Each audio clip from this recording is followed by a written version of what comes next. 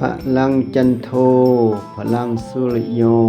พลังสมณพราหมณ์มนา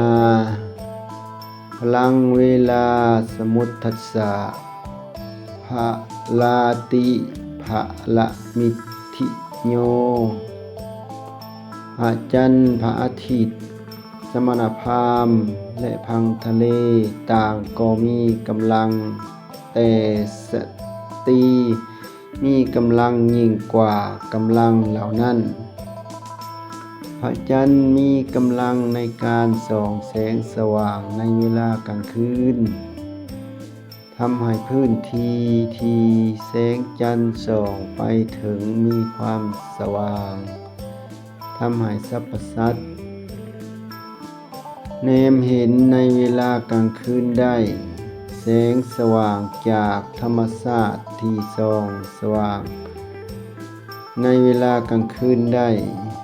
บ่มีแสงสว่างใดเทียบเท่าแสงสว่างจากดวงจันทร์พระอาทิตย์มีกำลังในการส่องแสงสว่างในเวลากลางวันเฮ็ดให้โลกมีความสว่างในช่วงเวลากลางวันช่วยให้ชาวโลกทั้งหลายแนมเห็นในช่วงเวลากลางวันและทำกิจกรรมต่างๆได้นอกจากนี้พลังที่เกิดจากแสงสว่างของดวงอาทิตย์ยังสามารถนำมาประยุกต์ใช้ให้เกิดเป็นพลังงานอื่นๆที่เป็นประโยชน์แก่ชาวโลกได้อีกด้วยสมณพราหมณ์หมายถึงบุคคลผู้ประพฤติวัดปฏิบัติธรรมเพื่อกำจัดกิเลสสมณพราหมณ์เหล่านั้นยอมมีตบะเป็นกำลังของตนในการที่จะแผดเผากิเลสให้มอดไหม้ได้ตามกำลังแห่งตบะที่ตนประพฤตินั้นพังทะเลก็มีกำลังในการต้านทานแรงกระทบของคลื่นทะเลแม้นคลื่นทะเลจะแรงขนาดใดสัตว์เข้ามาวัน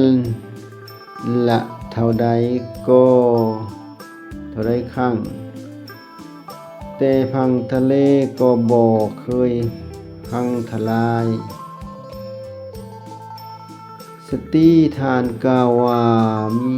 กำลังยิ่งกว่าสิ่งทั้งหลายเหล่านั้นที่กล่าวมาเพราะสติสามารถครอบงำบุรุษผู้ยิ่งใหญ่ให้ยอมสยบอยู่ในอำนาจได้ผู้ออกบวชบ่สามารถอยู่จบพรหมจรรย์ได้เพราะพ่ายแพ้ให้กับสตรีก็มีหลายบุรุษทั้งหลายทะเลาะวิวาทกันเพราะแย่งชิงสตรีก็มีหลายฆ่ากันแย่งสตรีก็มีมากทั้งนั้นดังนั้นทานจึงเปรียบเทียบว่ากำลังของสตรีนั้นรุนแรงกว่ากำลังทั้งปวง